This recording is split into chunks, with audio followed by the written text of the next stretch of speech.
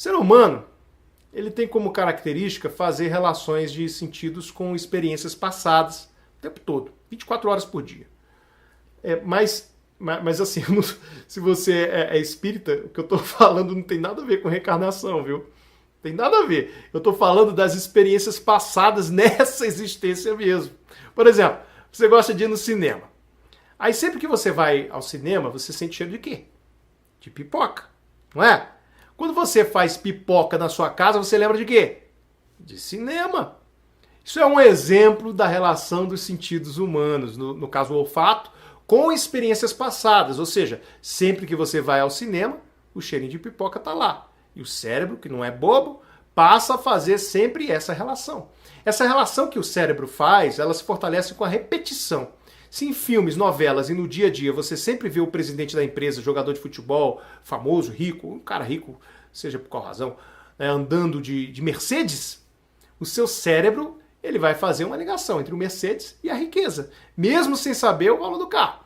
Portanto, se um amigo seu aparecer de Mercedes, o que você vai pensar? Pô, olha aí, o meu amigo ficou rico, não é? Agora, se o seu amigo aparecer num caminhão, você vai dizer a mesma coisa? Provavelmente não. Porque sempre que a gente vê um caminhão, a gente lembra do quê? Do motorista. O motorista utilizando o uniforme de uma empresa, uma transportadora, né, com seus ajudantes. E a gente sabe que o motorista e os ajudantes não ganham tão bem quanto o presidente da empresa. Logo, o cérebro ele relaciona que devido às informações passadas que você recebeu, quem tem um caminhão não é rico. Mas se eu disser que o caminhão vale mais do que um Mercedes? Pela lógica, o dono do caminhão deveria ser o mais rico.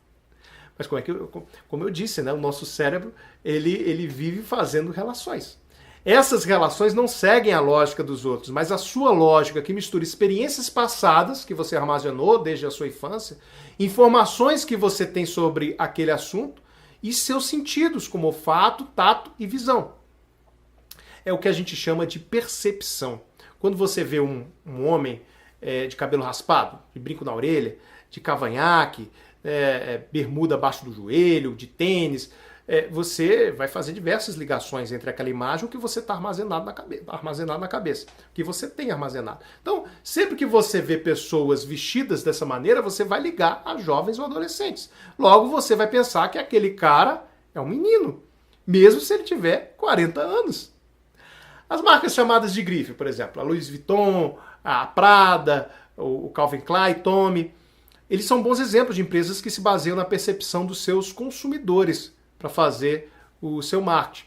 Não importa se a bolsa é feita na China, no Vietnã, nas Filipinas, não importa o tipo de material, o que importa é a marca estampada na bolsa. Primeiro, a empresa chega lá, promove desfile com lindas modelos vestindo seus produtos, e isso já cria uma experiência, já cria uma experiência visual, onde a consumidora vai ligar aquele produto àquela mulher que está sendo admirada, e muito fotografada ao desfilar pela passarela. Aí depois a mesma consumidora vê as mesmas roupas dessa marca, da marca X, por exemplo, sendo utilizadas por atrizes famosas, né, e isso acaba reforçando essa ideia que ela vai ter, a consumidora vai ter de pessoas admiradas, usando aquelas roupas. Toda mulher quer ser admirada, né? Isso é verdade. Então, quando ela está lá, essa mesma consumidora, ela chega na loja e ela encontra essas peças de roupa da marca X à venda na loja, e imediatamente o cérebro da consumidora vai lembrar de todas as experiências que ela teve com aquela marca e aquela peça de roupa. E o que ela faz? Ela compra. Isso não ocorre somente com a indústria da moda, mas empresas de automóvel, né, ele faz o mesmo esforço de marketing para fortalecer uma boa percepção dos seus produtos, já sabendo que os seus consumidores fazem relações de experiências com a marca. O mesmo ocorre com a indústria alimentícia, de beleza, de saúde. Enfim, todas as grandes empresas hoje trabalham a percepção dos seus clientes como item fundamental do marketing. Já falamos aqui sobre como nós somos o nosso próprio produto. Por isso, a gente tem total controle sobre a percepção que os outros têm da gente. Assim como as grandes empresas, a gente precisa planejar quais os sinais que devemos emitir para que os clientes nos percebam da maneira que gostaríamos. O tempo todo você está emitindo sinais da sua marca pessoal. Isso se faz pelo modo de se comportar, pela aparência que você transmite, as pessoas com que você anda, a forma como você apresenta o seu trabalho, a maneira como você se comunica e por aí vai. São 5 a 20 horas de interação com amigos, familiares, colegas de empresa, vizinhos, transmitindo esses sinais para todos. Eu vou citar um exemplo que muito provavelmente já aconteceu com você. Você se lembra a primeira vez que você foi no médico? Lembra? Aí você foi lá, chegou lá, aí você pediu pro médico para você olhar o diploma dele? Você viu o histórico das notas dele na faculdade? Será que ele só tirava nota 10 ou ele era um médico que vivia passando com média 7? Será que ele fez alguma pós-graduação em outro país? Hein? Então, se você não investigou nada disso, como pode você saber se ele é um bom médico? Ah, Bruno, foi a indicação de um amigo e fui no médico, fui curado e eu tô aqui numa boa. Sim, claro. Tá bom. Claro, que bom que deu tudo certo. Que bom que você tá curado. Afinal, você conseguiu o produto esperado, que no caso é ter a sua saúde de volta. Se sua saúde não voltasse, aí provavelmente você estaria xingando o médico agora. Agora, a pergunta que eu faço é a seguinte: o que faz de um médico ser melhor do que as outras centenas de médicos que possuem a mesma especialidade? Na verdade, o que eu estou querendo dizer é que na maioria das vezes a gente compra outros sinais que não o principal, que nesse caso é a saúde restabelecida.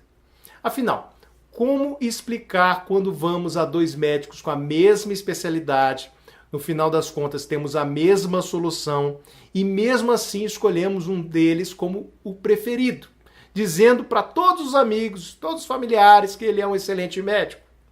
Aí você para investigar. Por que você achou um médico melhor do que o outro, mesmo tendo a mesma especialidade e solução?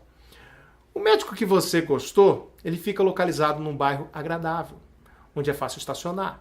O prédio onde está localizado o seu consultório é novo, é limpo, é bonito, e o consultório é todo decorado, todo bem iluminado, a secretária é sorridente, muito simpática. Na espera você encontra revistas da semana, café, chocolate quente. E até um PlayStation. Você encontra até um PlayStation com FIFA, tá lá pra você jogar. Só que não tem como desfrutar muito do jogo, porque o médico, ele atende na hora, com um sorriso no rosto, é atencioso, sabe se comunicar, fala tudo sobre o seu problema, responde suas dúvidas antes mesmo de você perguntar e no final ele lhe receita a mesma coisa que o médico concorrente. O diagnóstico é o mesmo, o remédio receitado é o mesmo. Só que a impressão das 2 marcas de médicos são completamente diferentes. Agora, pode ser que o médico que você não se impressionou tenha uma experiência muito maior do que aquele que você gostou. Mas como esse médico levou em consideração a percepção do cliente, aí tudo foi pensado para que os clientes entrassem numa atmosfera diferente de atendimento, de cortesia, agradabilidade, de simpatia, que os outros médicos não possuem. Isso é um exemplo claro de como temos total poder sobre a percepção que as pessoas terão sobre nossa marca. A pergunta que eu quero deixar no ar é a seguinte: que sinais a sua marca está emitindo nesse momento?